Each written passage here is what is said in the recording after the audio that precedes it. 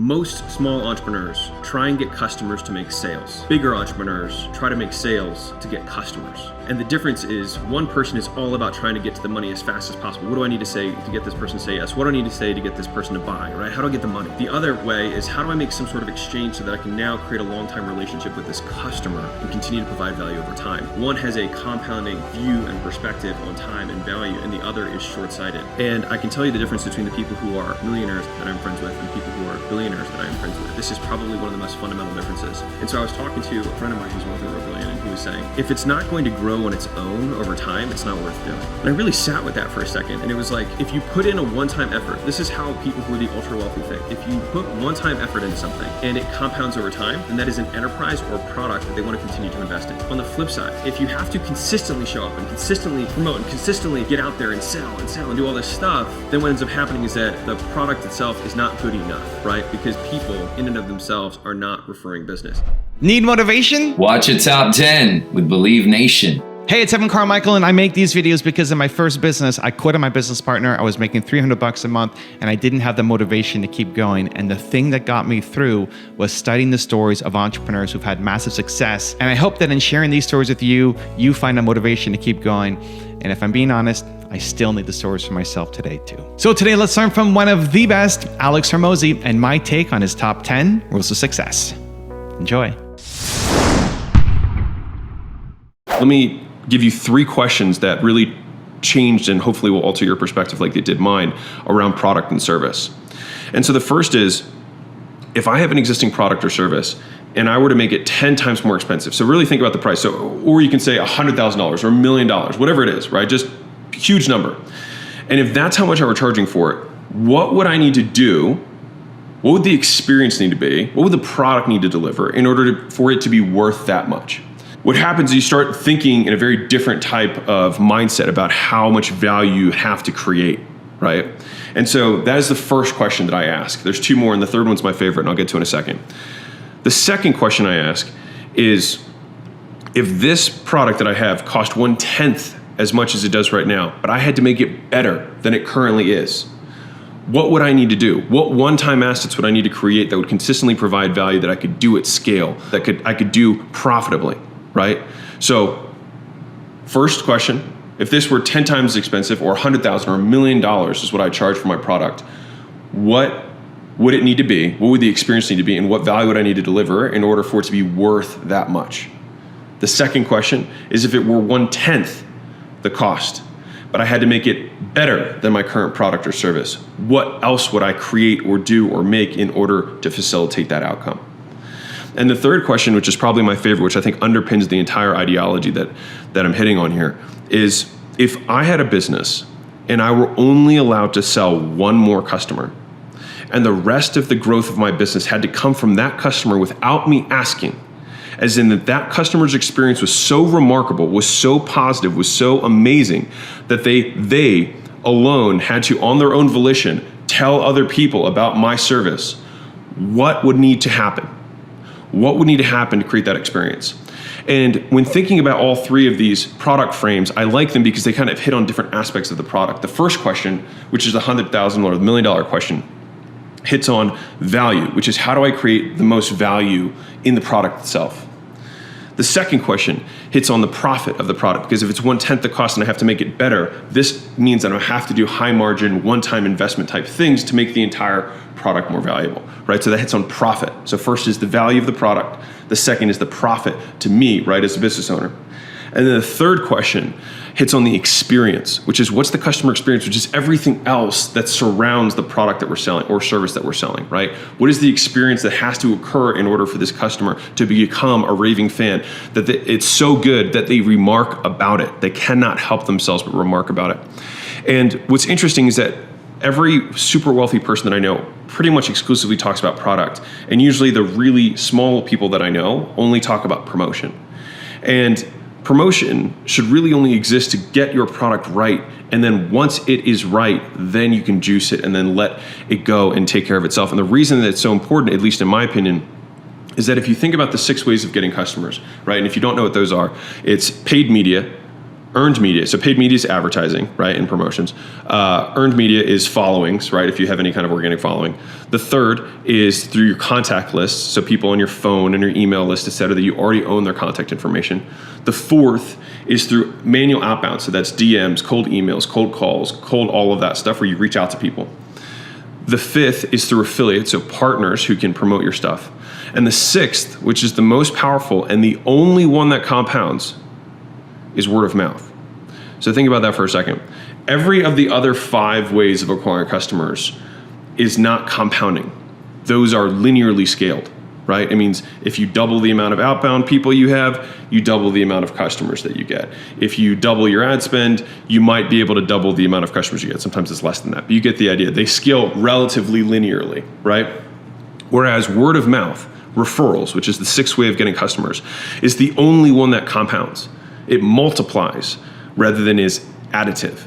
All right, if you get 2 people to tell 2 people and those people tell 2 people, then it continues to compound. And that is what creates enterprise value. That is what creates an enduring thing. And that is what, when you spend the extra time to make the product so good that people have to tell their friends about it, then that's where you get the unending scale. And also is where all the profit is, right? You don't have to worry about the churn as much because the product's so good.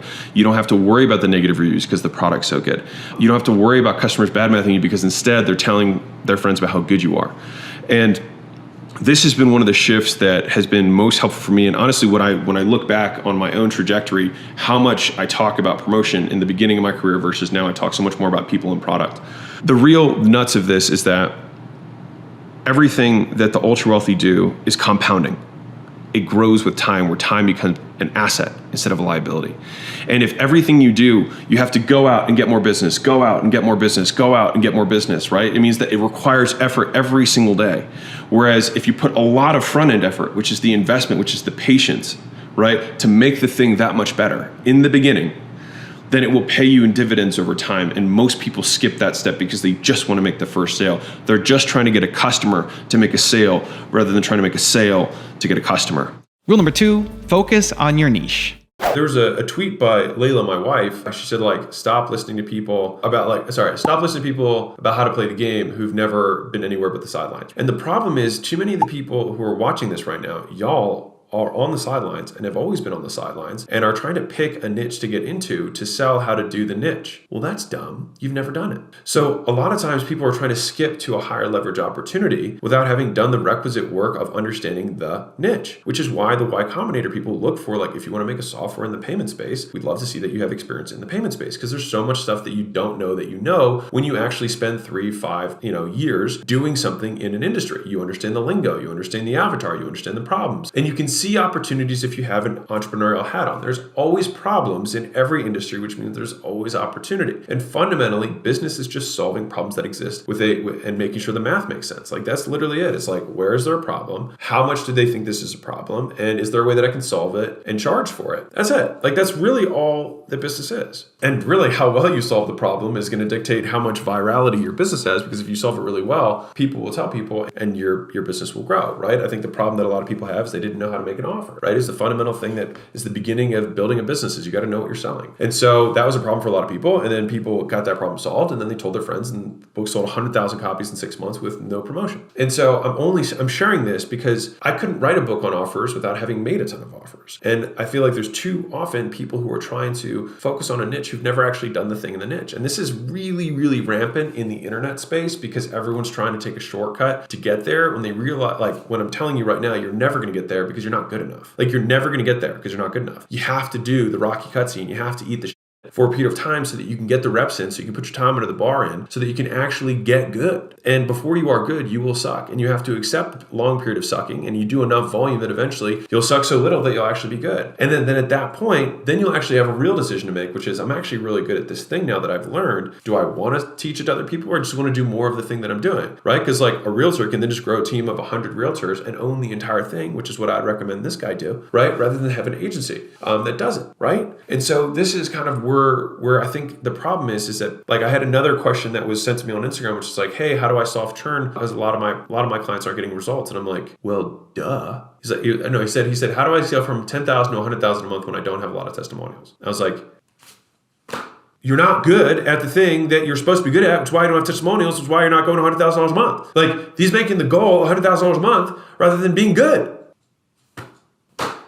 I have no words. I have no words. I don't get it. You know what I mean? Like, everyone's in such a rush that you will never get there. It is the slowest path to getting there is to fool yourself into thinking that you're good at something that you're not. You have to go and pull the thread and say, and the thing is like, well, do what you're passionate about. Whatever. You're not going to be passionate about stuff that you suck at. What you have to do is like, which of these opportunities seem like they potentially have high leverage? And I'm going to learn from the bottom, right? It's like one of the best ways to learn stuff is starting at the bottom, not because it's the only option, but because if you understand the entire pathway of a client journey or of an industry journey, then you will have more trench knowledge, more depth of experience that you will be then able to apply. People see my, videos on personal finance. People see videos of mine on sales. People see videos of mine on recruiting. People see videos of mine of marketing. And it's like, how did you acquire all these skills? It's because it's not like because I tried to jump to the spot that I'm at. You can't skip. Like, there's a sequence. Buildings are built with foundations, and your career is a pyramid, and the peak of that pyramid is based on the depth of the foundation that you build. And so, like, I've said this before, and I'll say it again, but your work works on you more than you work on it. And so, even though you might not be getting paid in the period that you're at, just because you're struggling doesn't mean you're failing. And it means, and the thing is, as long as you're getting better, you're making progress, and the progress is the success, is that you are getting better. And like, you will turn the corner. Like, that's an inevitability if you put enough time in. Rule number 3, know the problem. There are a lot of different things that come up in the business world where I will see people conflate or mistake what thing they are solving, right? And most times when I'm talking to a newer entrepreneur or even a more established entrepreneur and they reach out for help or guidance or whatever, right? Or it's one of our portfolio companies, most times they'll start talking, right, really fast about all this stuff to try and provide context. And I'll just usually pause them and be like, what problem are we solving? It usually gets them to stop, right? And I would highly advise you, if you have subordinates or you have direct reports who roll into you and they have a whole bunch of decisions, a lot of times you can get caught, and sometimes ourselves too, we can get caught in the day-to-day, the minutia, and just simply pause and say, what problem are we solving? There's so many pieces of this that I want to unpack that I think are going to be really interesting for you.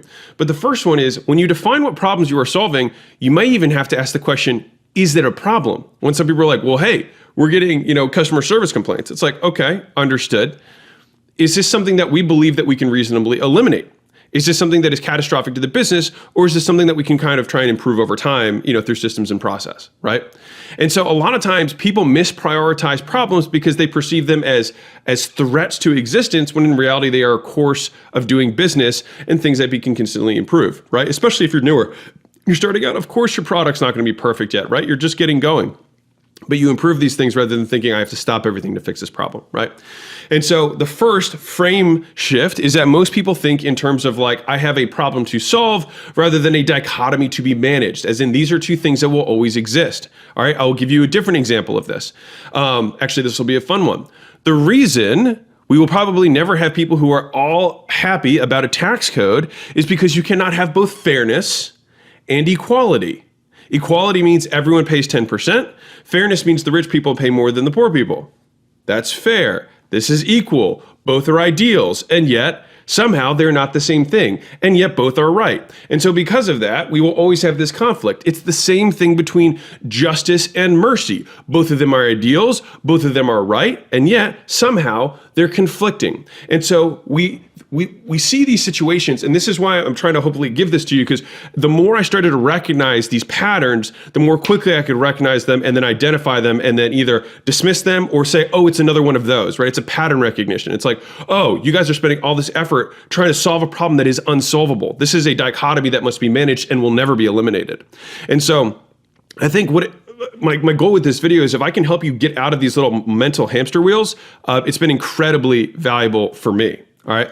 So that's the dichotomy. That's like one of the things that people will mistake. They'll mistake a dichotomy for a problem that needs to be solved. All right. Another framework that I find immensely valuable is the concept of a continuum versus a binary. All right. This is probably one of the biggest mental errors that people make when they're trying to identify things. And this is what I mean by that. So, for example, I might say, I'll use a weight loss example. So people will say something like, I am off my diet or I'm on my diet, right? It's a very simple thing. And that's because psychologically we like to be binary. We like to label things as yes or no. But biology and reality exists on continuums, as in, to what extent did you go off of your diet, right? Did you go 200 calories over? Did you go 500 calories over?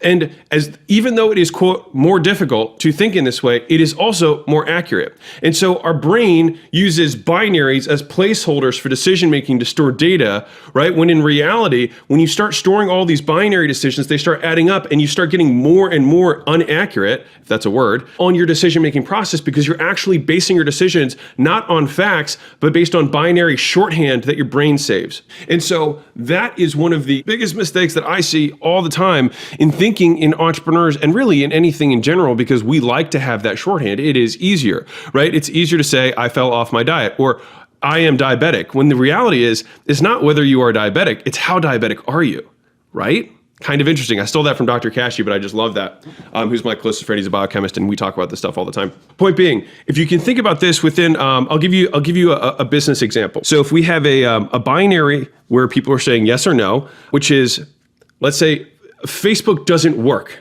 Marketing doesn't work. I hear these statements all the time, and you may laugh at this, right? But I get DMs like this all the time. Facebook doesn't work for me. Marketing doesn't work for me. Like, you can't sell this way in my business, right? And so people want to shorten a problem into yes, it works, no, it doesn't work, when so much of business and problem solving is understanding the nuance between where we're starting and where we're going. And it's to what extent has Facebook not worked, right? Where is the fall off? Right? It is not that it doesn't work. It is just we only got it to work this %. Right now, we need to get all the way over the hump to get there. But it's to what extent? And I think that if you can ask the right questions, if you can see the problems as they truly are, they become far more solvable. And so this has been probably, I just gave you two of my best frames that I think with all the time. All right, so I'll say these again. So the first mental lapse, I'll say, that I see all the time is mistaking a dichotomy that needs to be managed for a problem that needs to be solved. People do this in their marriages as well, right? So you look at your wife, right? You look at your wife and you're like, I need more variety, right? But later you're like, I need more consistency. And you're like, we have to figure this out. We need variety, we need consistency. It's like, yes, you need both, right? And so it's not a problem to be solved, it's a dichotomy to be managed. Rule number 4, start simple. In a perfect world, if everyone had absolute information and everyone was unbelievably well trained and you had a great infrastructure and all that stuff, then yes, the more products and services you offer, in theory, you would make more money. But we don't live in that theoretical world most of the time, and most small business owners are not that good at operating, right? It's the number one issue they have. They're super disorganized. They feel like they're spinning their wheels all day. Their team completely has no idea which way they're going. They change things all the time, etc. And so in an effort to combat that, we have used this process over and over again, and it has worked very well. So it is as follows. We sell two things, and I've done this in virtually every business that I've ever owned. We sell two things.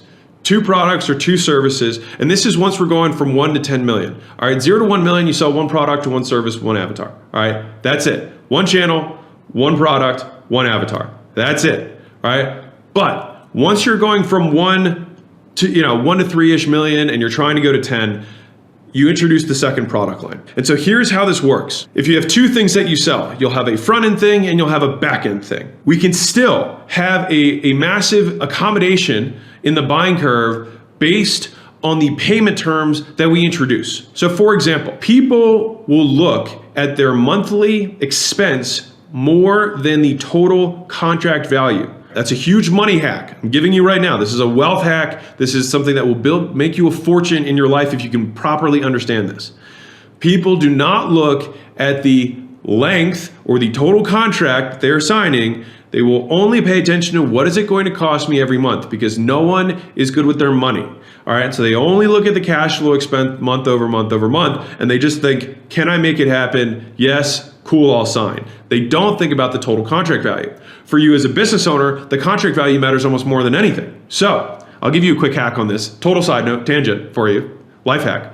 Pro tip, if you want to extend the contract value that you have, I have a saying, which is the bigger the head, the longer the tail, all right?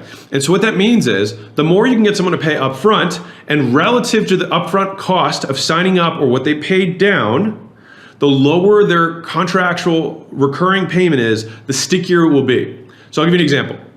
If I had someone sign up for $99 a month for whatever, it doesn't matter, that price point Might be medium sticky depending on the value that I have. Now imagine I had someone pay $5,000 down and $99 a month after that. How much more sticky would it be? Significantly more sticky. Now, the beauty is if you have one of these upfront type payments, you can also use that to liquidate your ad costs, cover your commissions for the salesperson, cover the upfront fulfillment and onboarding, which is going to cost more for a new customer than an existing customer. And so you can build all that in. If you know that the thing that you are selling has very high gross margins, then you can still have a lower cost as long as you know that the person is going to stay for a long time. And so based on how you structure the pricing, you can actually you can use the pricing to actually get people to stick longer. Pro tip complete. That is it. Moving back to the original thing that I was talking about. In one of our portfolio companies, we actually had this as a really in-depth discussion that we had to make a decision about, all right? And so they had a different, mentor, person, whatever, advice, who told them that they should have 3 products. And they should have a low, a medium, and a high product. And then based on what the salesman thought, the salesman would sell them the low, medium, or high. In my experience, it is not that effective. And that is because the salesperson can't decide which of these things they're trying to sell most of the time. And so what we have found is more effective is you give the salesperson the one dream to sell. This thing is going to solve this person's problem, and we make it the most valuable thing that we're trying to sell, because at the end of the day, you do want to solve the customer's problem, right? We do want to actually make sure that we're providing value. Rather than having a diet, a medium, and a great, right? Simply having one thing that solves all the problems, and then based on the customer's budget, we can decrease how they pay, all right? So hear me out. So let's say that we want to do this is a 6-month implementation of whatever kind of solution you sell. If you have a 6-month duration, you can have the person pay the entire thing up front. So that would be for somebody who has the highest budget. Version 2 would be a split pay. Version 3 might be 3 payments, right, at 20% higher. And then finally, you might have a 6 pay or whatever over that period of time. So 1, 2, 3, 6. Now, here's the cool thing. The more payment options you provide, the higher your conversions are. That's proven, all right? So the more options you give someone to pay, the more people will buy, period. Now, you might not make more cash flow because if you give your sales guy more options, then they'll end up defaulting to the lower ones, right? But if you have one thing to sell, then they only have one thing to convince the person of, because a confused mind doesn't buy. If you have too many options, the salesman won't know what to sell and the prospect won't know what to buy. And so I prefer, when I'm coming into a portfolio company, I'm thinking, what is this true problem that we are solving with this business? For what avatar? And we make that the main thing, and we communicate it clearly in the scripting, and the salesperson has clarity on what they are selling, and they're always solving the same thing. And so the question becomes no longer which of these things are you going to buy, but once you are buying, how would you like to pay? And so then the discussion is around what payment plan is best for them rather than what product is best for them. And so by doing that, you can get people to go between different payment terms. That is not going to change whether they're going to buy. But if they're unsure about which product is going to best suit their needs, and the salesman doesn't know because at the end of the day, he's just trying to sell the most expensive thing, then you'll have way more confused people who leave unsold. So this is a single tactic that you can use to execute within your business, which is why I'm a big fan of making offers people cannot say no to, is that you can focus all of your sales and all of your persuasion attempts on selling the one thing, which is getting them to say yes. Once they say yes, we can accommodate their wealth and their budget based on the payment terms that we provide. And if we have structured our offer properly, the offer in and of itself should already be very high gross margins, which means whether or not the person pays $1,000 a month or $100 a month, it's still almost all margin for us because of how we structure the thing that we are selling. And so we are able to capture higher LTVs by getting the people who have more money to prepay the thing up front. That is how we do it. And with those people, you'll be able to ascend into the second thing faster because they've already prepaid that thing. And then you can solve the next natural problem in another sales conversation rather than trying to pick all of the things in one conversation, which makes it incredibly difficult to do. This is, just for everyone, again, a broad brushstroke of statements for most entrepreneurs who are not very good at operating their businesses, or operations is not their strong suit, and are below $3 million a year. Also, to make sure you're actually taking action after watching this video, I've designed a special free worksheet just for this video. The worksheet will highlight all of the lessons learned in this video, as well as pull out our 3 favorite learnings and quotes that will inspire you to actually do something. The worksheet will also give you space to write down what your key takeaways are and your specific plan of action to make sure you're getting results. If you want the worksheet designed specifically for this video, absolutely for free, there's a link in the description below. Go click on it and start building the momentum in your life and your business. I'll see you there.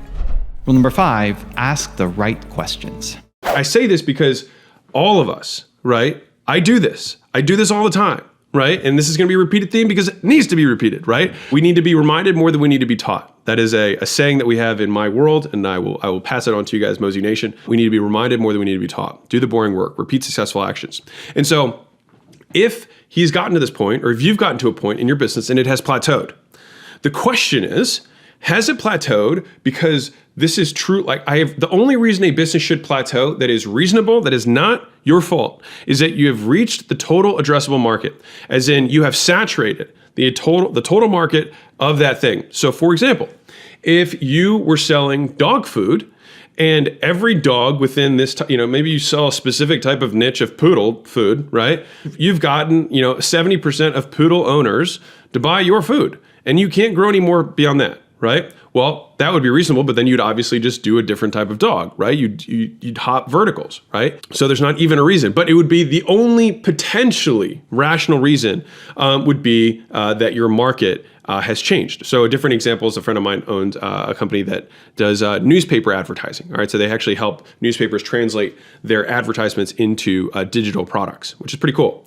So they are able to sell basically a whole new ad product to small businesses who want to buy ads, right? Which is, by the way, how newspapers make money. He could not grow his business because newspapers have shrunk by 25% year over year, which is 25% compounding the wrong direction. And he's been in that business for like 10 years. So now the market size is literally 5% of what it used to be 10 years ago. And so as a result of that, he was growing at an inverse rate to the shrinkage of the industry, right? And so he got to a point where he couldn't grow any more than just basically servicing the ones that are still alive. And then as they fell, so did his business, right? And so that is the only logical reason that a business can plateau that is not in your control. And unless you're selling to newspapers, which you're probably not, the reason is much simpler, which is you just don't know how. And I'll tell you a different story that I had, and then I'll wrap this up at the end. So I was having a different conversation with a woman who was doing, I think, $4 million a year. And she was selling info products that were weight loss. So like weight loss info products. So like programs and ebooks and things like that, which is cool, right? She has a big following, all that kind of stuff. And I did a podcast with her, and after we got off the podcast, she was like, yeah, so these are my plans. I'm going to be doing an apparel line and a supplement line and a cream line and a whatever, right? And I just kind of sat there and I was like, well, I think that's a terrible idea. She just looked at me cross-eyed. She's like, what? And I was like, yeah, I think it's a terrible idea. And she was like, oh. And I was like, why don't you just take the thing that's making you $4 million and make you $10 million? Why don't you do that? And the answer is the same as the first answer. I just don't know how. And I was like, right, well, why don't we solve that problem and then not create a new business? Why don't we just put all of our effort into solving that problem? And so I'm a big believer, and this is the piece that I want to share with you, Mozi Nation, is that I'm a big believer in the theory of constraints, which means that a system will grow until it is constrained, right? It has a constraint, and then once you remove the constraint, it will continue to grow, right? Until it reaches another constraint. And so most people are always curious, or many people ask me, hey, Alex, how did you achieve, quote, so much in, quote, such little time or at such a young age? And I say all that in quotes because so much could be in young age, whatever. But I'm paraphrasing, all right? And I think that one of the things that we have done well is prioritizing what problems to solve. And that is understanding the prioritization of problems and realizing that there is really only typically one or two things that are constraining our growth. And by definition, there'd really only be one thing that's the constraint until we reach another thing that might be beginning to constrain us, but isn't the true constraint yet. Rule number 6, have the smarts and the hearts. What it was setting the tone. And the reason that my views on business have dramatically shifted is that I have always had a tendency to lean towards strategy, acquisition, monetization, pricing structures, and all of that stuff is important. But I think within a business, there are two components to it. You've got the smarts and you've got the hearts, and you have to have both. And I think that most people overestimate the importance of smarts, myself included. And I think that there's a lot to do with the hearts, because business strategy overarchingly is not that complex. But like, you really think about it, right? It's like, you got to find something that's good that people want, and you sell it for a lot more than it costs you to do it, and you do as much of that as you possibly can. Like, that's kind of the idea, right? And the thing is it gets lost in the execution. It gets lost in the doing, right? As soon as you hire your first employees, you're like, no, employees can't do what I can do. It's like, well, that's a horrible belief. You should probably change that before you try and move forward. That's a limiting belief, right? If you want to have a big business. And so when I think about this from a cultural standpoint, and this is what has shifted for me, is that it's become so much more about the soft skills. It's so much more about coaching and developing the leaders of the company. It's so much more about addressing behavioral dynamics of someone that are limiting them, more so than it is about tinkering. And I can't help but think that so many entrepreneurs, myself included, I spent so much time tinkering and tweaking things. What if we change this in our sales process? What if we change this on this page? What if we change the offer like this? What if we change this on the price? What if we change the payment terms? Blah, blah, blah, blah. All these different things, right? And think about this for a second for yourself. How many things have you tinkered with in your business over the last however many years, how many months, and your business hasn't changed at all, right? Because the real problem is not the strategy. The problem is not the smarts, right? The problem is the heart, right? The people are not doing what you want them to do because they don't understand why they need to do it and why it's important, right? And that's the soft stuff. And you've got, people who don't want to talk to each other because they don't like each other, because one guy's really annoying. And so it's like, it would better serve you to fix that problem than to try and come up with some new strategy, right? Realizing that has been one of the biggest breakthroughs that I've had in my career. Those two stories should illustrate the difference between having a championship mentality and having a loser mentality, and what might be going on in your business. And I'll leave you with one more story really quickly. So if any of you has ever been on a championship team, right? If you've ever played in a sports arena or whatever, and you've been on a winning team and you've been on a losing team, right? And you've probably been on a losing team that had a lot of good players, but you guys were not connected, you weren't concerted, you weren't aligned, right? On the flip side, you had a winning team and it was like everyone showed up to practice, everyone, tried their hardest. It was the effort and the consistency and the alignment of the team that accomplished the goal. The rules are the same. Everyone was trying to do the exact same thing. And so when you think about the entire business landscape, right? Your competitors have access more or less to the same talent pool that you do. They can see what your strategy is overall, and most people are not that dumb, right? And so as long as you have a relatively sound strategy, like you're not selling things at a loss, right? Then the difference between the two is going to be your ability to execute and have people execute on your behalf. And so that's going to become like, for us as CEOs, we do shift towards becoming championship team coaches, which is why John Wooden, if he had run a business, would have had a championship business, because he focused on the fundamentals. And one of my favorite sayings of all time is, advanced people never don't do the basics. Advanced people never don't do the basics. I would go to these stages and I would watch guys get on stage and they'd say, we follow up with all of our leads, within 5 minutes. When we get on sales calls, we always ask them why they're there. We label them a problem. We overview some of the past things they've done, and then they follow a clear framework. And then as soon as someone buys, we have a good onboarding process, and nothing they say is revolutionary. It's just that they actually do it, and the people are actually on their behalf. They're not the Vince, or don't have a manager like Vince, who's telling them that they shouldn't have to do that work, right? Who's sabotaging the business. What they did is they set the tone, and then they carry the bar. And so their job is to be intolerant of anything but excellence, and to reinforce that in the culture so that it's consistently executed across the company. Because that, between two companies with the same strategy, will make the difference between somebody who yields disproportionate returns on advertising, crazy profits, good growth, great retention on employees, low turnover, from a company that doesn't have that, right? Even though they both have the same strategy, or even if the smaller company has the better strategy, this guy will win. And this has been one of the most profound shifts that I've had. Rule number 7, find the right partner. If you're just starting out, I think that for the most part, it's better to not have partners. And that is because usually it's like you and a buddy and you're like, hey, we like hanging out, we should go into business together. When really you're doing that for the emotional need to be satisfied, to have somebody to talk to and share the experience with, but not because it's a good business decision. And the only reason for you to have a partner is because they either have money or skills that you do not have. That is it. It's the only reason. Money or skills.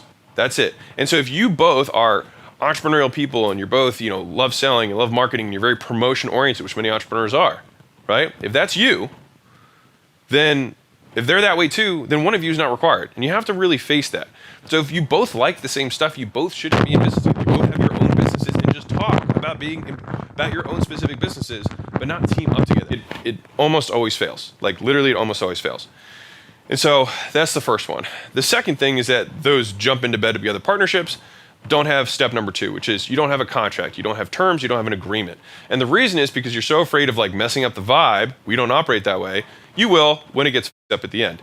But I'm telling you right now, I now, even when I have somebody who approaches me and says, hey, like, will you take a percentage of my company? Can you coach me through this? Blah, blah, blah. I say, let's go through the lawyers first. All right. Because the thing is you get to see how this person acts under stress, because it is stressful, because inherently you're going to disagree on things. And so this is the perfect time for you to go kind of get a simulation of that. Well, it's like, well, what happens if you don't want to work and I want to work? What happens if you leave? What happens if I don't want to do this anymore? You have to go through all the scenarios and get a good lawyer. And you should really have 2 that represent you. If you don't have the money for that, then get somebody to just counsel you on, you can Google a standard partnership agreement. Their templates are free online, and you can pay one lawyer for 1 hour of time to at least say, these are the things you should look for. Now, decide amongst yourselves. And so you can represent yourself in your partnership, agreement, but you have to have the agreement and you have to spell it out in clear terms. Because if you don't have that, it's the bedrock of good communication and expectations, right? Like otherwise, usually, like most relationships, partnerships end because of unmet and unspoken expectations. Like, well, I thought you were going to do this. It's like, well, I didn't know. But no one even says that because they can't communicate. So first is you probably shouldn't just jump together with somebody because they're just like you. If you are going to do that, then you should make sure that you have contracts in place. And then finally, what I want to do is kind of explain to you what the 3 main roles that exist in a business are, okay? The 3 pillars. All right, I want to see if I have a tripod here. All right, here we go. Here's my tripod, all right? So there's 3 pillars to every business, all right?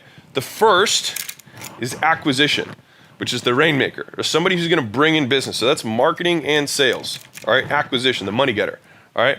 The second of these is the product, which is what you are actually selling. It's the fulfillment, it's the service, it's the widget, it's the whatever, somebody who knows how to deliver it, all right? And then third, you have the operations, which is everything else that has to happen in the company. Paying payroll, paying taxes, making sure legal and contracts and IT and finance and all like your accounting, all of that stuff, HR has to happen, right? And so these are the 3 legs of every business. Now, they're not necessarily equally weighted, and it's an important point, right? Like a lot of times there are good operators that you can get for significantly less, and many times not even equity, because there are more of them, right? Now, rainmaking, being able to bring in business, is a very highly valued skill in the marketplace. On the flip side, having the product that you're going to sell is also very valuable. Now, this is why skill stacking is so important. If you can have multiple of these skills, then you have 2 or all 3 of the legs, right? Now, these are the roles that have to exist. It doesn't mean you have to be partners with these people, but you have to have all 3 of these things for your business to stand up. And so, for example, within the company, I'll walk through my roles within each of the companies that I own. And so, the first is Gym Launch, right? So in Gym Launch, I am both the acquisition and the product, right? Or that was my founding role within the company. Leila, my wife, ran all the operations. So everything else. So like I said, IT, billing, legal, finance, HR, all of that stuff that had to happen, she took care of, right? Super important. But because of that, we had all 3 legs of the stool and we were able to build a business, right? If you're missing one of the legs, it's not going to work, right? This is where this is really dangerous, is like a lot of the marketing people that are in this world are really good promoters. They can get people in, they can sell them. But then they have no fulfillment. They have no thing, right? And then they have no one who's organized. And so everything, like you send emails in, you try and get help and they don't respond. It's because they just don't have the other piece. I don't think it's because they're bad intentioned. I think they just don't have the skill. And so you have to have all 3. And so if you're going to bring someone in, you need them to have one of those things, right? Now, you can start a business and own all of it and just make sure that you fill the roles of those people. But as you're thinking through it, those are the roles. So if you're going to bring partners in the beginning, you want to be clear about what it is that they're bringing to the table. Now, if they're one of those 3, right, then that's a clearly defined role. And then at that point, that's what you can lay out in your agreement, and then you can argue about or negotiate whatever equity if you're doing this in the beginning. But if you've already started, at that point, then you can look at the 3 legs of the stool and see where am I lacking, right? And so for most of you guys who are listening, most people follow me are on the or like the promotion side, so they like the acquisition side, then what you need to do is find a strong operator. All right, and depending on what you're selling, if you know the thing that you're selling, then you can basically be product and acquisition and have a strong second to help you fulfill on those things and basically don't go to jail, right? And file your taxes and all the other stuff. And so when I'm thinking about partnerships and when I have younger guys who are coming in, many times after having discussions with me and then talking to them each other, they realize that they have the exact same role, they like the same things, and one of them is not necessary. And so they oftentimes split. And that's not a bad thing, right? It's better to recognize an error early than to recognize an error late. All right, and so you may be in one of these partnerships where you're like, we kind of both do the same thing. We kind of just overlap on everything. It's like, yeah, that's just two people working the same thing. And so it's not like, you don't want to just be like, oh, here's all this work, I'll do half, you do half. That's not a good partnership. You have to figure out what are the things I am good at, what are the things you are good at, and then we draw a line on the board, and everything on that side you own. And everything on this side I own, and I'm responsible for it, because if everyone's responsible for everything, no one's responsible for anything, right? And then nothing's gonna get done, and then you can never know who to blame, and someday you're like, well, he takes out the trash, or sometimes I take out the trash, and we're just like kind of a get it done type of stupid. There's no big business that works that way. All right, and so even if you are small, you need to start thinking big to become big, right? So you got to do the actions before you get the results. You have to have the beliefs before you get the outcomes of a bigger business to become a bigger business. And the reason most businesses stay small is because they think small and they act small. So they stay that way because the outcome of what they're doing is the result of the actions they're making, which are small, right? And so right now, if you're in a partnership, if you don't have a partnership and you're thinking about starting a business, I would definitely try and just acquire the skills myself, get going, and then the first hire I'm going to have is going to be a strong operational second. All right? It's the first thing I'm going to do. If you are in a partnership, you need to put all the activities that you do on a board. I do this when I do consulting stuff. But all the activities that happen in the business on a board. If you don't know what it is, you do a time study, which means you write down every 15 minutes what you do in a week, right? Because you probably don't know because you're scattered all over the place. So if you write it all down and you both bring it to each other and you put it on a whiteboard or put it on a board, then what you can do is say, okay, these are all the things, these are all the activities that happen in our business. Let's divide these out and say who owns these, all right? And that's the very beginning of an organization because you are becoming organized. You are creating roles and responsibilities. You are creating specialization of skills, which is what moved humanity forward. Specialization is a good thing, right? And so at the very beginning, you get all of it on there and you can divide it out and you can divide it based on the skills of the person. If you both have the same skills, then either you need to decide, okay, well, I'm gonna become a specialist in this and you're gonna become a specialist in this, or we shouldn't be doing this business together and you should do a business that's just like mine or something else and you should be that role for that company and you should find a second just like I will. All right. And oftentimes if you can at least think that way, then you don't liquidate the most valuable thing in the whole world, which is your equity. All right. Because if your thing actually does grow, if your business actually does grow, then the biggest dilution of how much money you're going to make is that first decision when you started, when you just decided just right off the bat to give half of everything away. Rule number 8, build passive income. First off, I'm a big believer in continuing to take dividends out of a business as it continues to grow. And that's because you want to decrease your downside risk, right? Because for some reason, and the statistics are very likely that the business will not succeed in the long term. 90% or 95% of businesses fail within 5 years. And so it's much better, in my opinion, to consistently take money out of the business as you're growing it because there's a very high likelihood that it will not stick around, A. And B, many entrepreneurs have this idea that they're going to sell their business for some magical number sometime in the future, when in reality only 1% of businesses ever sell. And so if that is the case, again, well, I would rather not stack the chips on a 91-to-1 bet. It does happen, but the likelihood is low. And so I would like to take chips off the table on a regular basis. So that is the first part, which is making sure that we're taking money out. But the second question is, okay, well, now that I have this money, this 500, this million, this whatever, what should I do with it, right? And so one of the big things is I just like to think about this through the lens of opportunity cost, which is if I'm currently making, let's say, $500,000 a year, right, from my business in net free cash flow, that's owner earnings, what I get to take out of the business after reinvesting in the growth and competitive advantage that we need to continue to maintain to grow, right? So if I have $500,000 of net free cash flow that's coming to me, and let's say I've got $1 million saved up, if I were to passively invest that, I should get about 10%-ish a year, right? That's just going to be investing through indexes like the S&P 500, et cetera, right? If I'm doing that, then the advantage of actively investing might be the marginal difference, but it might be an extra 5 or 10%. So that'd be a 50 to 100% increase because 10 to 15% is a 50% increase, right? But if I look at it in terms of real terms, just purely on how much my net worth is going to increase, which is the lens that we have to look at this through, which is the opportunity cost.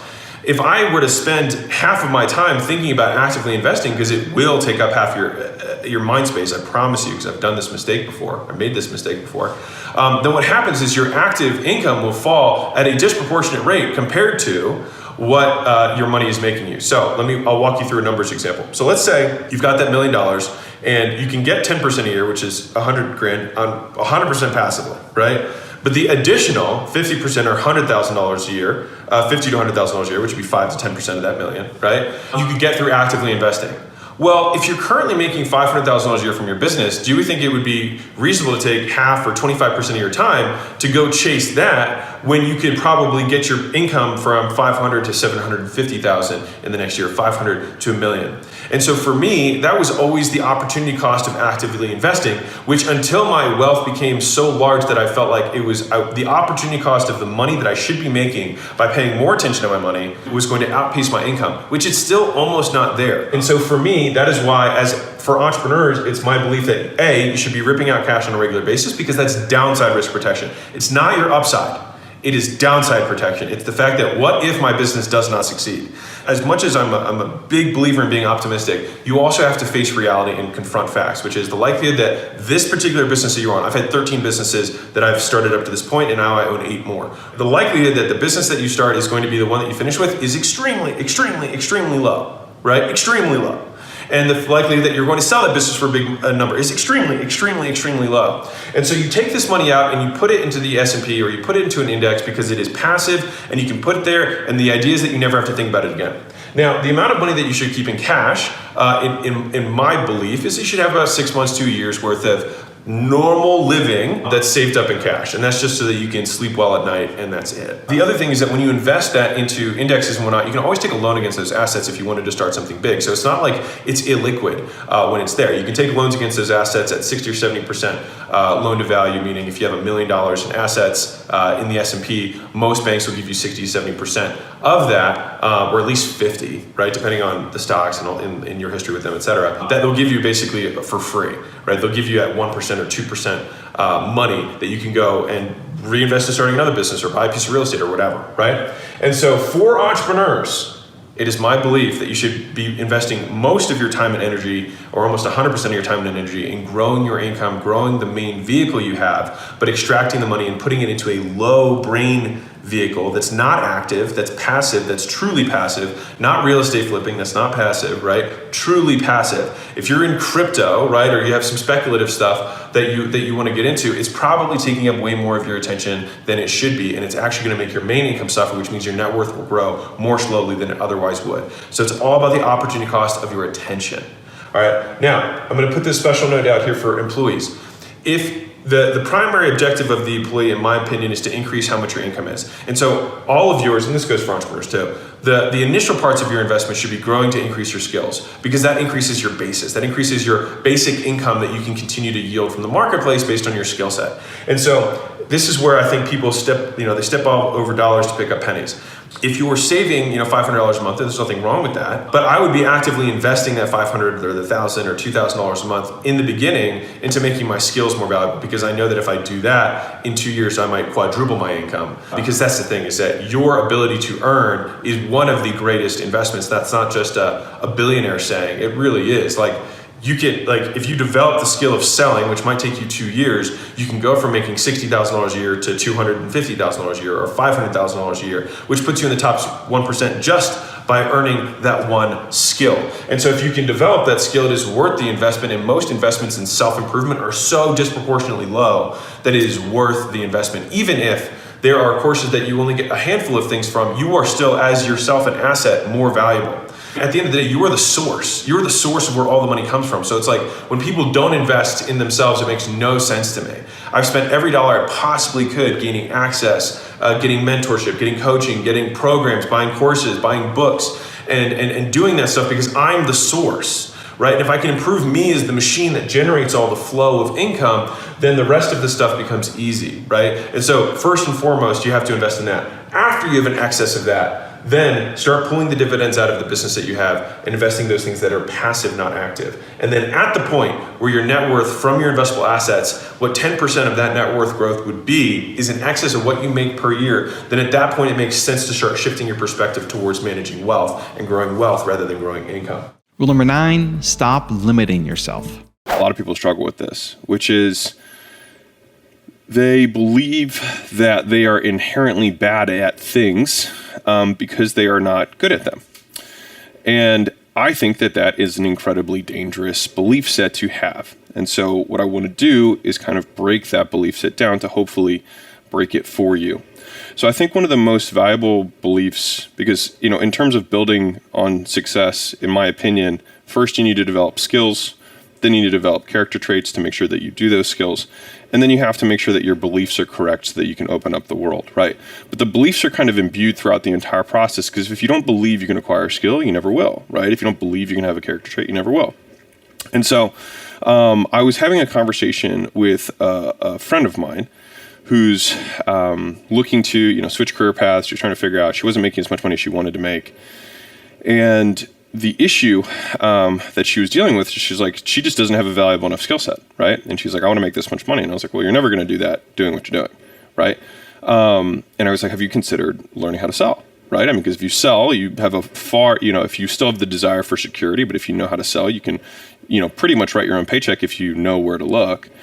And she was like, I'm not good at sales. I'm not a salesperson. And I was like, well, how many hours of sales training have you gone through? She was like, well, none. And I was like, well, then why would it be reasonable for you to be good at sales, right? Like that doesn't make any sense. Of course you're not good at sales. Like you haven't done it, right? Well, it's the same thing. Like, well, I'm not a very marketing type person. I was like, well, how many courses have you gone through? How many hours a day do you spend studying marketing? Well, none. Well, then why is it reasonable that why would it would be unreasonable for you to be good at this skill given the amount of investment you've made, right? And so it's this recurring thing that I've seen over and over and over again, and it presents itself in different ways. Like I'll speak at some event or something, and I'll start getting into very basic math about business, just business math, like how much does it cost to acquire a customer, what's the lifetime value, things like that. And I can see people starting to freak out because they're like, I'm not good at math. And I have to lean back or lean pressure onto that belief, because one, that's a belief that will literally never serve you. It's like saying I hate employees. It's like, well, good luck owning a business that you want to grow to any appreciable scale, right? But with the math example, you can massively succeed in business knowing only not even algebra, just basic multiplication, subtraction, division. Like if you just know how to do that, that's all you need to do. And just about everyone knows how to do those things. And at the very least has a calculator who can do multiplication, division, addition, and subtraction. That's it. That's all you literally need. And the thing is that people mistake that they are bad at math when in reality they do not understand the concepts that create the math, right? Cost per acquisition, right? Okay, that's a math statement just expressed in words. And so everyone gets tripped up and then they say, I'm bad at math, when in reality, they just don't understand the term. And by doing that, they inherently limit themselves from learning because they have this checkbox in their head that as soon as it gets difficult, they say, I'm bad at this. I am bad at this. I identify with being poor at this thing and therefore will never succeed at this thing that's a requirement for being successful. And so I think that for me, one of the cornerstone beliefs that has helped me a tremendous amount, I just want to share it with you, is that if someone can, therefore I can. And sure, does that necessarily mean that you're going to go to Mars? It's like no one's ever done that before. I think that's a next level belief. No one's ever done it, and I'm going to be the first, right? But I think if you can at least just believe that if someone has done it, it is therefore possible, and therefore I can do it too if I do the same things. And the nice thing about actions is that they are agnostic to your level of deservingness and skill. What I mean by that is, if you spend an hour a day practicing sales, over a year, you will likely be in the top 10%, 5%, 2% of people, because most people do nothing. Most people do absolutely nothing except for deal with their emotions on a regular basis and procrastinate and give themselves reason for why they are not successful, besides the obvious one, which is that it is not reasonable that they would be successful given the amount of time and effort they've put in to achieving it. And so the only reason for this is because I had that conversation. I spoke at the mastermind where the girl talked about not understanding the math. And there's just so many repeated events like this where it's like, can you ask yourself with reason, would it be reasonable for me to be good at this skill given the investment I've made? And as a corollary, as an antithesis to that example, I've got an 18-year-old kid who lives across the street from me. And I sort of, semi-mentor him. He's a good kid. He works super hard. A lot of hustle. And the thing is he's too young to know that he can't do things yet. And what that does is it makes him incredibly dangerous because he hasn't been slapped in the face by the world yet. And so he believes that he can accomplish anything. He has no reason to think otherwise. And so I've been actively trying to speak that into him. And now he's wholesaling real estate right now. He's 18 years old, right? I love this, right? And how did he do it? He watched YouTube videos for free, right? And then he picked up cold calling because I was like, this is a book you need to read for cold calling. And so he just started cold calling based on what the YouTube videos said off of a free list that he found on the internet, and he closed his first deal as an 18-year-old. And so does he have an inherent skill? No. But what I did was I prepared him mentally by saying, like, you're going to suck at this for a very, very long time. And eventually, after doing it so many times, it will be unreasonable for you to suck. And at that point, you will be good. Right? And so I think if we can all approach the skills that we feel like we are deficient in with that kind of concept of course I am going to suck. It would not be reasonable for me to be good. But if I do these actions, it would over time be unreasonable for me to be bad at these things. And I think by doing that, you unlock a different ability to learn and by extension, grow. And so anyways, I hope you find this valuable. It's a belief set that I find repeated, especially in people who are smaller business owners who are getting started, etc. And it drives me nuts because it's just saying that you can't do something before you've even started. And that's why people spend so long in the beginner stage, is because they inherently dispel away their ability to learn and get better. Because they say, well, I'm not good at that. Well, obviously you're not good at that. You have not done it. Duh. And rule number 10, the last one before some very special bonus clips, is align with your authentic self. I think first off, if you redefine the term from happiness, which is based on outside circumstances, you are happy as a reaction. Joy comes from within, which means that I can be sad and sorrowful and filled with joy. You can mourn and be joyful, because joyful is how you choose to experience the circumstances. So first, I would redefine the word that you're shooting for, right? The second thing is asking, like, but why, right? And so a lot of us want to make money because we're like, I want to, and then when we talk publicly, it's like, I want to leave a legacy, I want to leave an impact, blah, blah, blah, blah, blah, right? All that stuff. I want to help people. But the reality is that everything that you do that is external achievement is ephemeral. And what it means is it literally only exists on the physical plane, and that physical plane is temporary, which means it will end, which means that all of the achievements and all of the things that you're doing on this plane, literally by definition, will have no lasting impact. And so if it means that nothing that you do, all the things that you accomplish and all the things, or rather the wealth that you accumulate, will eventually disappear, it changes the perspective somewhat. And so the way that I like to think about it is the analogy of a casino. And so I think all of us are given a token when when we come of age and start to get into the game, and we sit down at a table and we play and we play and we play and we play. And the players around the table are bragging about how big their chips are. Some players win, some players lose, and more chips get stacked, right? But the difference between that casino and the casino of life is that at the end of the day, you leave the table with your chips still on it and you don't cash out. And then everyone takes the chips that you had there. So you're playing a fake game with fake money. And so I think when you realize that, like, you can buy a castle, you can buy a house, and there's a person in India who has no shoes, who has more joy in their life, you realize that none of the things that we do to accomplish serve any real meaning whatsoever. They really just act as the shovel that we use to dig the holes that we're going to fill back up at the end of the day when we die. And so it's like, what shovel do you want to use to dig your hole? And so I like to think of those things as, what things do I inherently find joy in? And so for me, I enjoy learning, and I learn through teaching. And so that is how I derive meaning. And the only thing that I can dedicate my life to that is eternal are things that will last past the physical plane, which are values. And so if you can shift your decision-making process from outcome-based decision-making process to value-based decision-making process, you'll always feel in alignment with your identity. And so for me, when I experience alignment between what I truly believe, what I say, and what I do, I feel like I'm acting in the way that is in alignment with who I am. And so I think that a lot of us have made decisions or say things that are contrary to what we believe, or we do things that are contrary to what we say. We do things contrary to what we think, and we experience dissonance. And that's most of our lives. And so I think that if you can free yourself into thinking, I believe these things to be true, I say them with certainty, and my life is a reflection of those things, which I believe to be meaningful. And I can dedicate my life to that eternal value, and that value will exist after I die. And so that for me is kind of where I derive meaning from work.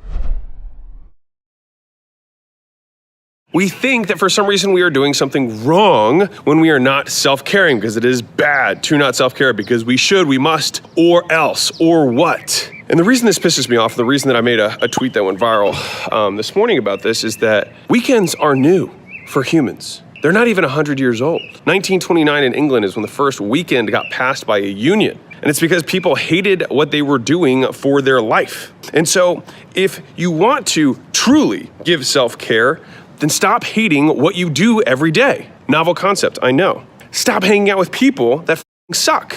Mind-blowing, like I said, I know. And the reason that I am so passionate about this is that I have been told throughout my entire life that I was working too much, I was not balancing the things that I was supposed to be balancing. And you know what? Who gives a shit? It's my life. I don't need to live by anyone else's rules, and neither do you, right? And so when people say you should be doing this, you are not doing X, Y, Z, just take a pause and be like, are these rules that I want to listen to? Are those your rules that you're trying to apply to my life? Because there are no rules. You can do whatever the hell you want. If you want to work for a year straight, work for a year straight. And the reason you can work for a year straight is because you like what you do. The reason these people try and project their own self-hatred for their own lives onto you is because they cannot imagine a world in which someone might actually like what they do every day and don't need an escape, a break from what their existence is on a daily basis. And so don't feel guilty for just being you. And if you don't like your life every day, rather than try and figure out and make time for self-care, it would probably be better to flip the ratio and start thinking, what can I do in my actual life to stop hating it so much that I need an escape from it, right? And that's different from like, yes, you need to sleep. Yes, you need to, rest, etc. But there's a difference between that and like, I just need a total spa day. And if that's how you relax, cool. But the thing is projecting on someone else how they should, must, need to, have to relax or do whatever, it's nonsensical. It doesn't exist, right? I wanted to make this video, even though it's short, because it just drives me bananas. If you want to work, work. If you want to take off, take off. Just don't listen to what anyone else says about what you should do for your life. You're going to die, and so will they. And it's not going to matter. And in 10 generations, don't even remember your name. So do what you want. You're going to die. And that is the ultimate freedom. And for some reason, we live under these chains that we think exist, but don't. And so I think the process of growing and really making ourselves free is just simply identifying the things that don't really exist and only existed in our mind to begin with. And I think that's why self-care really bugs the shit out of me, or this whole self-care movement. It's also soft as like, just work, right? Just get it done. You need to like give yourself a bubble bath every day because like your work's so hard. Like humans have been here a very long time. We've dealt with much, much harder shit. Your, boss having a deadline the next day is not the worst that you've been through. And so as a final sign off on this, think about the hardest things that you have been through in your life. Everyone has gone through hardship. Everyone has had difficulties in childhood. Everyone has had difficulties with siblings, with parents, blah, blah, blah, blah, blah, these events that shape our lives. You have been through harder than this. You will survive. It will be okay. You don't need to self-care. You don't need to listen to what anyone else is saying. You do you. And if that means self-care, by all means, but just don't project it on anyone else.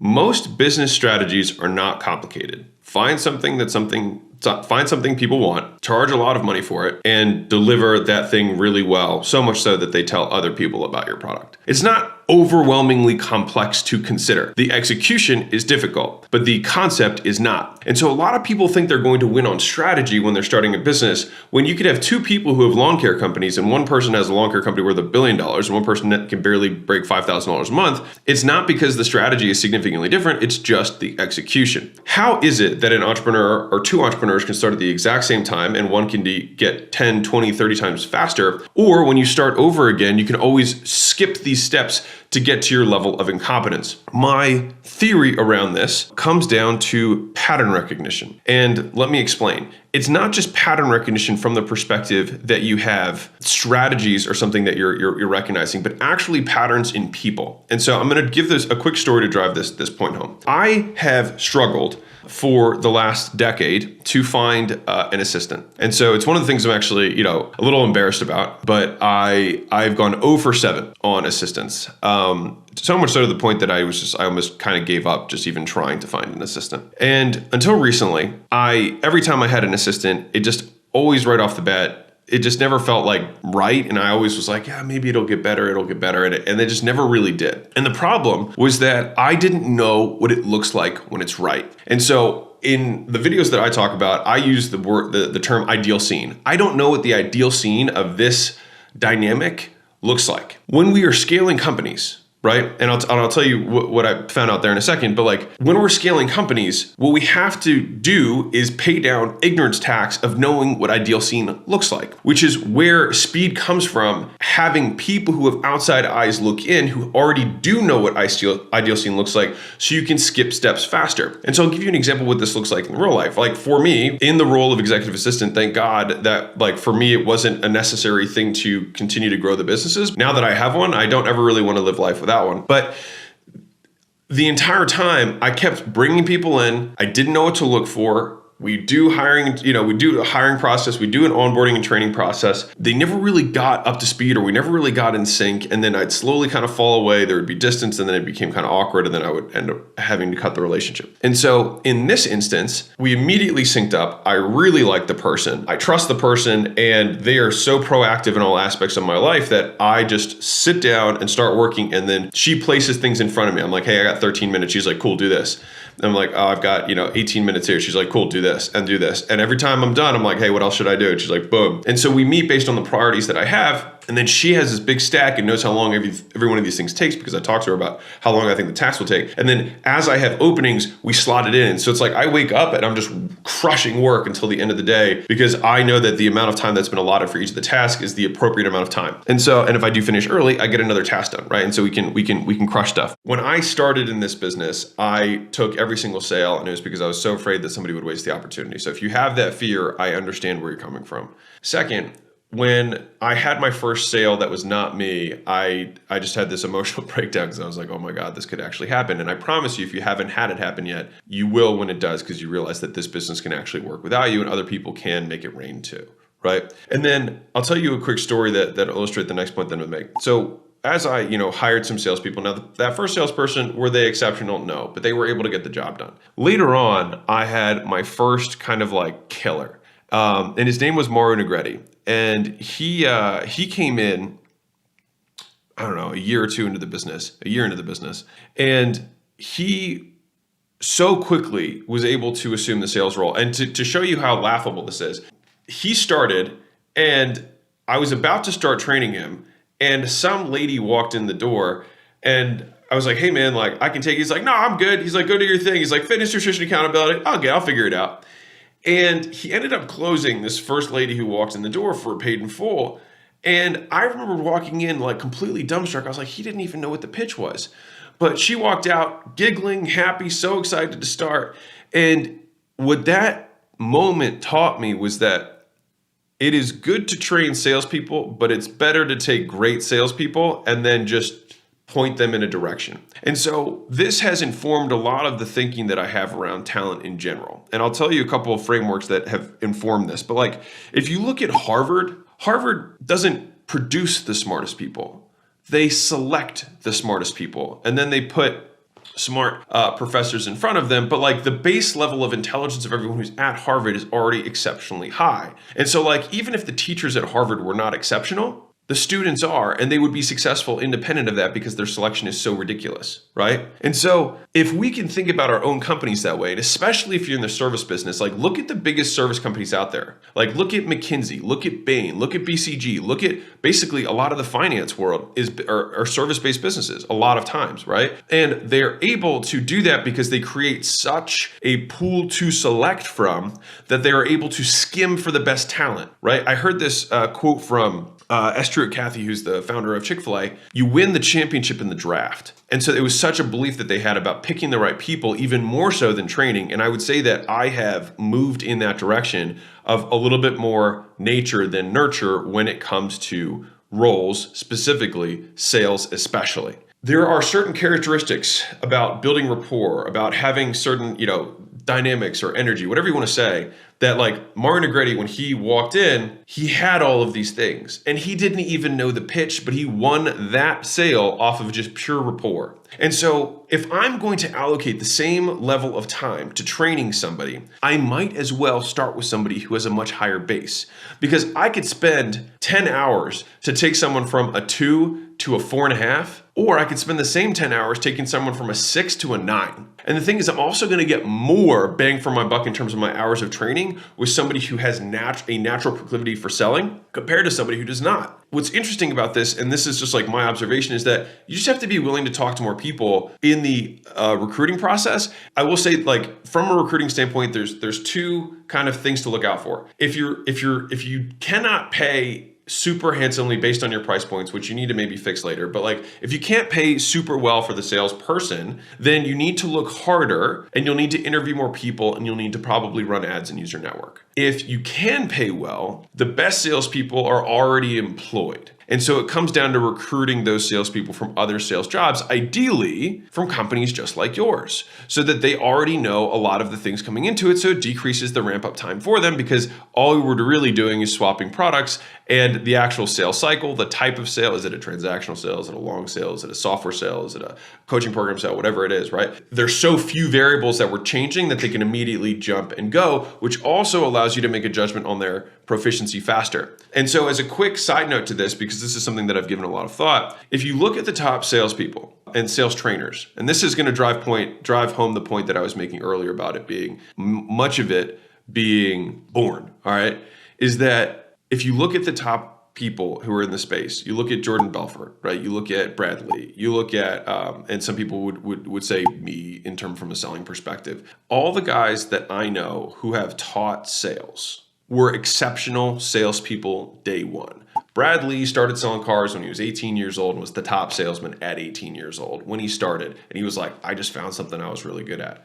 Jordan Belfort talks about how he didn't know how to train anybody in his book. And then all of a sudden he, for the first time ever, wrote out a framework to explain the straight line sales system, which became his book and all that kind of stuff. But he, up to that point, it was just what he naturally did, right? And I can tell you in my instance as well, I'd already closed thousands of deals before I even consumed my first sales training. And so like, I do think that if we are selecting salespeople, I think it's much more about selection than it is about training. The training is to remind them how good they are, not necessarily to make them good. All right, and this is something that has shifted over time for me specifically. Now, if you're like, well, I suck at sales, you can absolutely put way more time into yourself than a business would reasonably put into an employee. All right, like you have you all the time. So you can train you in all your off hours and you're spending your own time to invest in yourself. But from a return on investment perspective, it's the cost of finding a good salesperson compared to the cost of training a bad or mediocre salesperson is significantly lower. It's much easier to find the right people than it is to take somebody and then make such a crazy extensive training, unless your entire model is, we just take on every single person who walks in the door. Like 24 Hour Fitness has this model. They take on anybody who has a pulse, and then they put them through a ridiculous culling process, and then 10% of people make it in the first 90 days. I've said this quote many times in our communities and on this channel, which is, you must outwork your self-doubt. Right? If you feel like you are not confident, then you must outwork the things that you are insecure about. If you're like, man, I'm selling these services and I'm not sure if I'm that good at them, then do more of them and don't pretend. Honesty is one of the most compelling and convicting things for persuading people, right? Saying what you are good at and what you are not good at truthfully will win you far more followers and fans and loyal customers and loyal employees than pretending. Because at the end of the day, they can feel that you are disingenuous because they know that it is hollow. They know that on the inside, you do not believe the words that are coming out of your mouth. And that is how people speak without conviction, and they cannot sway others because they have not swayed themselves, because they have lost their own respect. And so I am not the believer in buying the Ferrari when you can't afford it. I am not the believer in affording the home and paying for the home that you cannot afford because you want to pretend like this is the lifestyle that you want to be around. If you go under the guise of networking, you can still go to those places without buying a $4 million house when you're barely making, a few $100,000 a year. It doesn't make sense. I like Jay-Z's quote around this, which is, if you can't buy something twice, don't buy it once. I really like that. And so this is one of the most common questions I get from newer entrepreneurs, because they think that they have to pose on Instagram in order to get wealthy. And what it does is it conflates sequence. Jeff Bezos is famous because of what he did, not because he became famous as Jeff Bezos and then used his following to build something. Elon Musk is famous for what he's accomplished, not for being Elon Musk and then creating something as a result, right? Let the actions be the thing that gives you the fame rather than yourself, right? At least that is Alex's 2 cents in my viewpoint on the world. And I think most of Mosey Nation, you guys share that belief with me. And for those of you who are new to this channel, you're gonna get more of this type of stuff and none of the fake it till you make it nonsense. That is a sure way to be broke. And I will tell you this as a last thing. The amount of people who in 2008, when everything crashed, who were faking it until they, quote, made it, just faked it until they lost it all. Because they lost what little amount that they had because they were so overextended. But I can tell you that just about everyone can become wealthy if you choose to live on less than you make. Right? And that is a ratio. Wealth is a ratio, not a number. All right. And so, anywho, if you are having struggles with this question, I would posit, I would beg of you that you build your own respect first, that you're honest with yourself first. And if you always maintain the integrity of, hey, last year we got smashed, right? This year we'll do a little bit better. And 2 years from now, when you do even better than that, you can be truthful and people will believe you. But if you always are telling a story about how you're always doing so well, A, everyone will hate you. B, no one cares. And C, you will know that you are full of it. And at the end of the day, I think that is the only thing that we're going to keep with us. And when we die, everyone's going to forget about us anyways. So you might as well at least enjoy yourself while you're alive. Most people, most champions do not have something that you do not have. They lack something that you have. Or a champion in the physical realm, a lot of times they don't have an off switch. They just keep going. You have an off switch. Their lack of it, which is what drives their success. And so to the same degree, you probably do things every single day that you should not be doing. And so what I want to introduce to you is a concept of the anti-routine as the most productive routine that is humanly possible for you to accomplish what you want. So number one is obviously just shifting the perspective of I need to do more things and I need to add more things to my routine, when in fact you need to stop doing things that you're currently doing. All that remains is the work to be done. And then you become very clear about why you are not being effective. So number one is that priorities mean two things cannot be equally important. And here's the mentally challenging thing about this, is that when you work on something, and let's say I spend 30 minutes on this thing and I spend 30 minutes on item B. If I spend 30 minutes on both things and I say this one's more important than this one, I can say that, but that's not reality, because I basically just said they were both important, which means neither of them are, which is why most people cannot get done because they cannot say no. A lot of people don't need new things to add to the routine. You need to have a routine of saying no, an anti-routine, and that is the thing that's going to yield those outsized returns on productivity. You can't say yes to everything, and therefore it means that you can't do two things with different levels of importance. It's either important or it's not important. If it's important, it means you say no to everything else. So if you say this is the priority, then it means you do not do other things besides that thing. That is how it is a priority. That is how you literally prioritize. I would say there are days that I feel like less energized or things like that, for sure, not about like the big picture of like, I don't believe that this cause is not worthy. But I do think a lot of people have that too, where they're like, what I'm doing is meaningless, right? And then I get into, I think everything's meaningless, and then we can just create whatever meaning, we choose to, because if we don't believe in a capital M meaning, which a lot of people disagree with, that's fine. But if you don't believe in a capital M meaning, I think that's very freeing, because then you can create a little m meaning for whatever you want. And so if you believe, you can then choose to architect your own life in whatever ways that you deem meaningful, and make the activities you do aligned with that meaning. The difference between capital M meaning and little m meaning, and this is kind of like the basis of nihilism, which people have like a very negative viewpoint around, which I'm not entirely sure about why. But like capital M meaning means that like this is the meaning of life, period. Like for everyone, this is the meaning of life. Whereas if we say that there is no single agreed upon meaning of life, and then people say, well, then that is your big meaning of life. And I'm like, yes, you're right. I believe that there is no meaning. That is the meaning that I believe. And they're like, well, then that is the capital M. Then sure, that's my capital M meaning, is that there is no meaning. What's the implication of that? It means now that we have meaning-making machines in our brain, and so we get to create and destroy meaning as we see fit.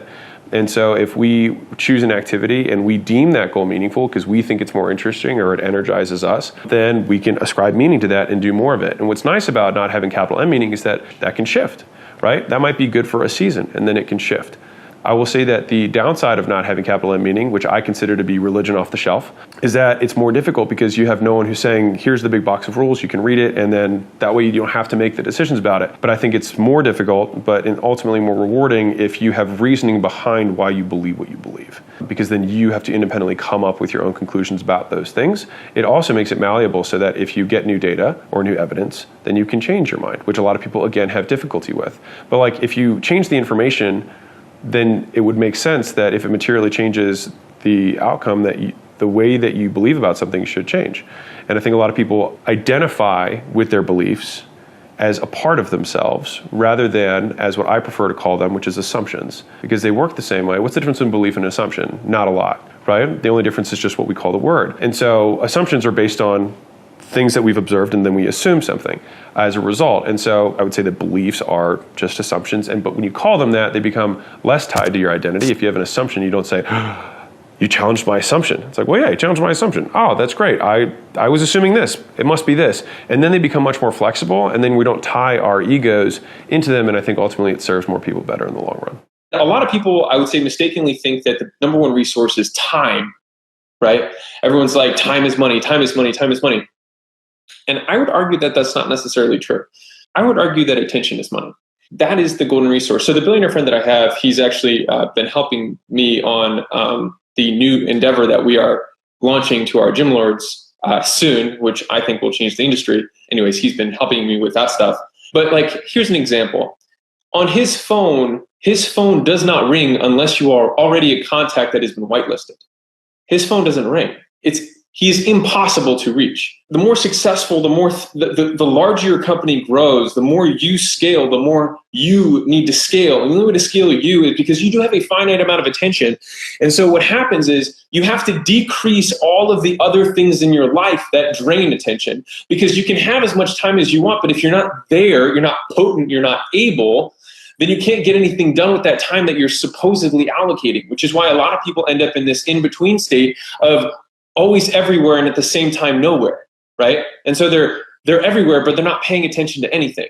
And the reason that it's difficult to focus is because entrepreneurs, the character trait that made us into entrepreneurs is that we're go-getters, we're risk-averse, we're creators, we're innovators, we're builders, right? We have all of those traits, but the difficulty is that the thing that gets you from 0 to 1 is not the thing that gets you from 1 to 2, right? And so the reason that you have to totally morph and why you have to be a growth-oriented individual is because you have to change your own individual character traits in order to progress as a business owner. And so, like I said, the things that got you here are not the things that are going to get you there. The things that got you here, which is your own internal skills, are not the things that you need to pass on to other people. So the only way that you are able to grow your business at a certain point is by growing other people, right? And the only way you can do that is if you have the attention and the bandwidth in order to do so. And that's why if you look at a business owner, and like the more I obsess on looking at billionaires and people who are doing better than we are, is I look at how quiet and how clean they keep their space. And I mean that both in a literal sense, that like their surroundings, their office, their house, their homes, their cell phone, their computers, right? It's quiet, right? Everything, like it's pristine.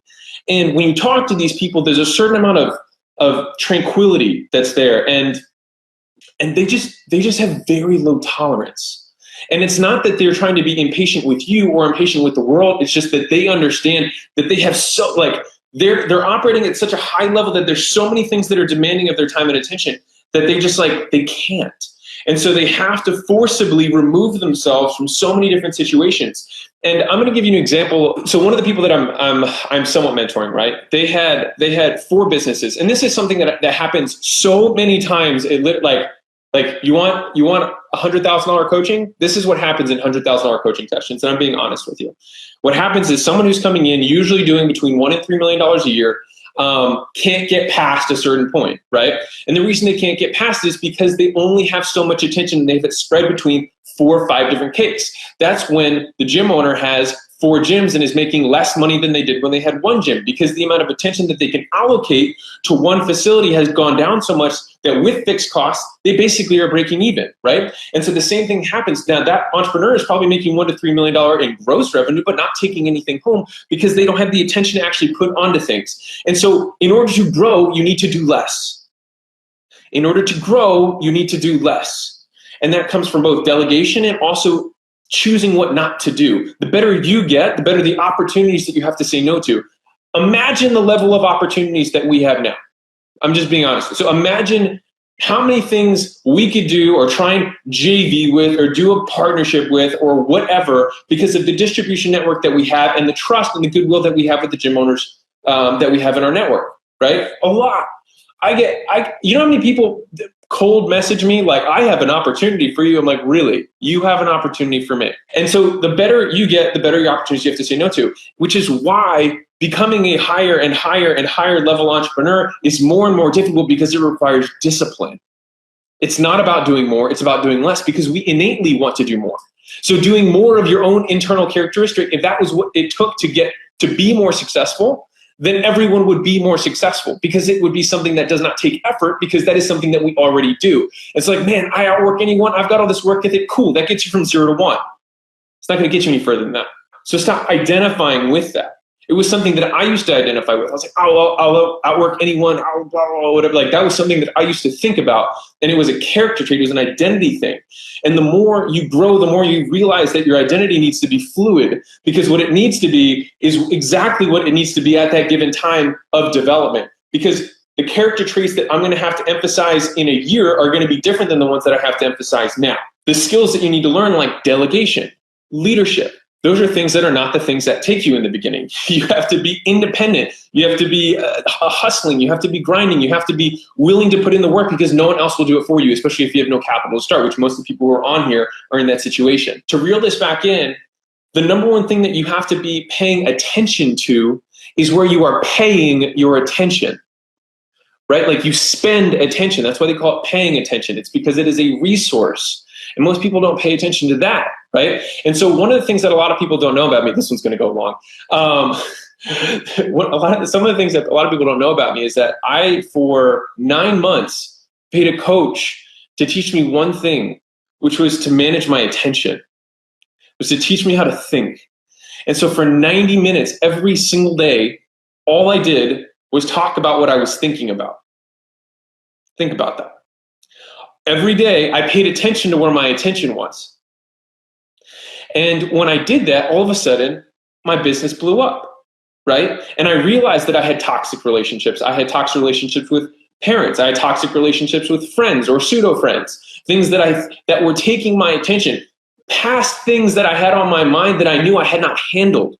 So those are called like open loops or open cycles, right? So when you have something that you like, I haven't resolved this, then you need to handle that and you'll get that attention back because what happens is you have this bowl, this tiny little bowl of marbles, and each of those marbles is a unit of attention, right? If you had to measure it. And so you put little marbles of attention on your childhood traumas. You put little marbles of attention on your marriage. You put little marbles of attention on your health. You put little marbles of attention on your spirituality, and then massive marbles of attention on your business. But the thing is that sometimes you need to quiet and collect all of these other little marbles so that you have more potency, more potential energy, more potential units of attention to spend on the one thing that you're trying to grow, which in this case would be your business. And what's interesting is that what happens is that things that were perceived as difficult become really easy. And I don't know if you've ever had this happen, but like if you were in college or you were in high school and you were like, man, I can't solve this problem, this math problem, and you were exhausted, and then you go to bed and you wake up the next morning, and then all of a sudden it seems really easy. You're like, I don't know why I didn't see that before.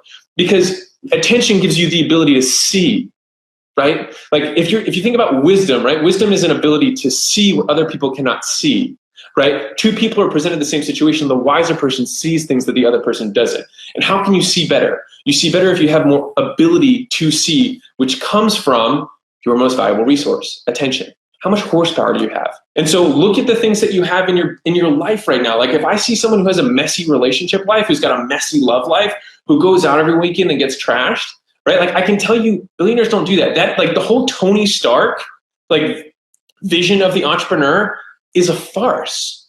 It's not true. Don't believe that. Every single billionaire, every single high-level entrepreneur is quiet, unbelievably quiet. They keep themselves completely isolated.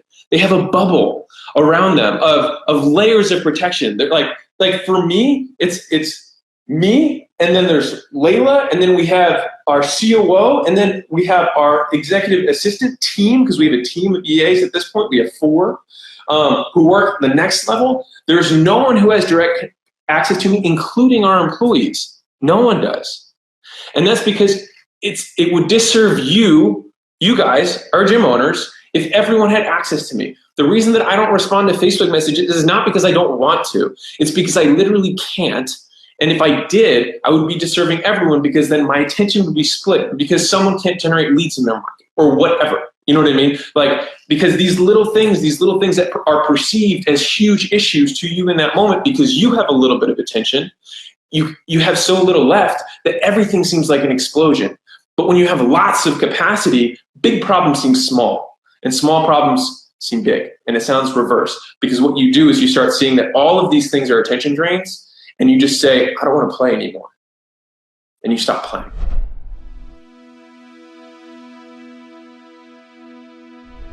Because you made it this far in a video, I want to celebrate you. Most people start and don't finish. Most people never actually follow through. Most people say they want something, but they don't ever do the work to actually get it. But you are different. You are special. Believe Nation, you made it here all the way to the end, and I love you. So as a special celebration, if you put a hashtag believe down in the comments below on this video, I will showcase you and celebrate you somewhere on the screen in a future video, because you are awesome. For 10 more amazing rules from Dean Graziosi, check the video right there next to me. I think you'll love it.